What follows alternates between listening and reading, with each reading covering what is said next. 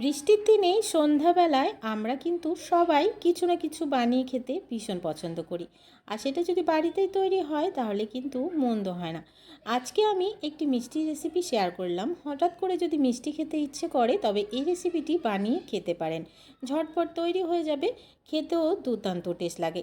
তার জন্য এখানে আমি 1.5 কাপ পরিমাণ সুজি নিয়েছি। সুজিটা কিন্তু একদমই মিহি যে সুজিটা আছে সেটা নিতে হবে। আর এখানে নিয়ে নিচ্ছি আমি 1 প্যাকেট গুঁড়ো দুধ। এই গুঁড়ো দুধটা কিন্তু অবশ্যই ব্যবহার করবেন এই রেসিপির জন্য, খেতে দারুণ টেস্ট হবে। তো আমি পুরো দুধটাই কিন্তু এখানে ব্যবহার করব। আর নিয়ে নিচ্ছি 2টো এলাচ, একটা সুন্দর ফ্লেভার আসার জন্য। দিয়ে দিচ্ছি 1 কাপ পরিমাণ চিনি। চিনির পরিমাণটা মিষ্টি আপনারা যতটা পছন্দ করবেন তার হিসাব করে নিয়ে নিতে হবে। দিয়ে দিচ্ছি এখানে 1 পিঞ্চ মতো লবণ। লবণটা অবশ্যই দেবেন মিষ্টির ব্যালেন্সটা ঠিক রাখার জন্য। দিয়ে দিচ্ছি 1/2 কাপ পরিমাণ আটা বাইন্ডিংয়ের জন্য। তো বন্ধুরা এখানে আমি নিয়ে নিয়েছি 1 কাপ উষ্ণ গরম দুধ। তো এই দুধটা পুরোটাই দেব।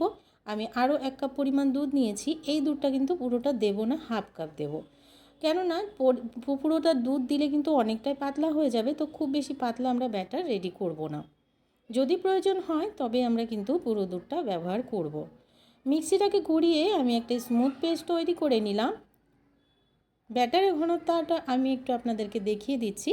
ঠিক এই রকম কিন্তু ঘনত্বের রাখতে হবে। তো পুরোপুরি দুধটা কিন্তু আমার এখানে লাগেনি। আমি এখানে 1.5 কাপ পরিমাণই দুধ ব্যবহার করেছি। এই ব্যাটারটাকে আমি একটা পাত্রে নিয়ে নিচ্ছি। একটা বাটিতে এই সমস্ত ব্যাটারটাকে নিয়ে নিচ্ছি। ব্যাটারটা দেখে বুঝতেই পাচ্ছেন যে ঘনত্বটা ঠিক কতটা রাখতে হবে। এতটুকু ঘনত্বের ব্যাটারই কিন্তু আমাদের প্রয়োজন। তার জন্য আমি এখানে আর কোনো রকম দুধ ব্যবহার করব না। যেহেতু আমরা এখানে সুজি ব্যবহার করেছি, সুজিটাকে একটু ফুলতে দিতে হবে। তার জন্য ঢাকা দিয়ে 5 থেকে 10 মিনিট একটু রেখে দিতে হবে রেস্টে।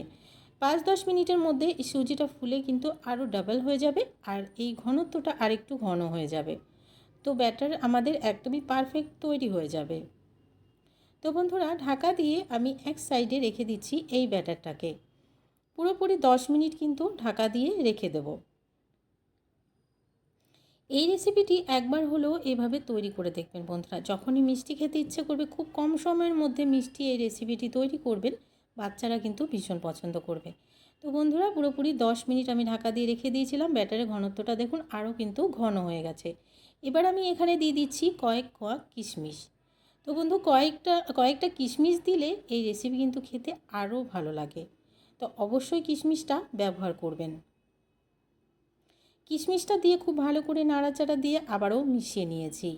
ব্যাটারটা কিন্তু আমাদের একদমই রেডি হয়ে গেছে, আর কোনো রকম রেস্টের প্রয়োজন নয়। তো যতটা দুধ আমি নিয়েছি 1/2 কাপ দুধ কিন্তু আমার একদমই লাগেনি, আমি সরিয়ে রেখেছি। এবার এখানে তেল গরম হতে দিয়েছি একটা ফ্রাইং প্যানে। তেলে আমি এক এক করে ছেড়ে দেবো। যেহেতু ফ্রাইং প্যানটা একটু বড় আছে তো এখানে অনেকগুলোই কিন্তু একসাথে হয়ে যাবে।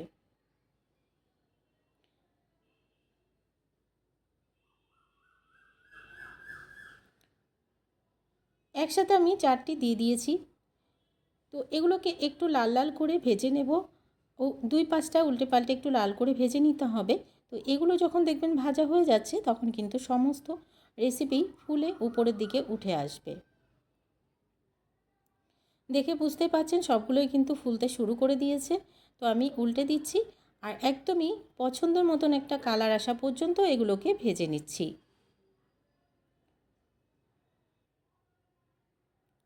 বন্ধুরা আজকের এই রেসিপিটি যদি ভালো লাগে অবশ্যই কিন্তু একটা লাইক করে দেবেন। নতুন বন্ধু চ্যানেলে নতুন এসে থাকলে চ্যানেলটিকে সাবস্ক্রাইব করে পাশে থাকা বেল আইকনটাকে অবশ্যই প্রেস করে রাখবেন। আজকের রেসিপিটি কেমন লাগলো অবশ্যই কিন্তু কমেন্টস বক্সে জানাতে ভুলবেন না।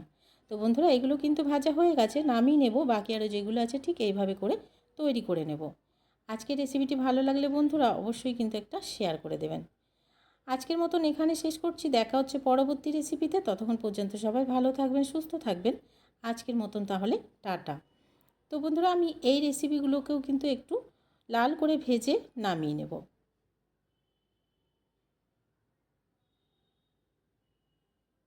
এগুলো কিন্তু খুব ভালো করে ভাজা হয়ে গেছে, এগুলোকেও আমি নামিয়ে নিচ্ছি।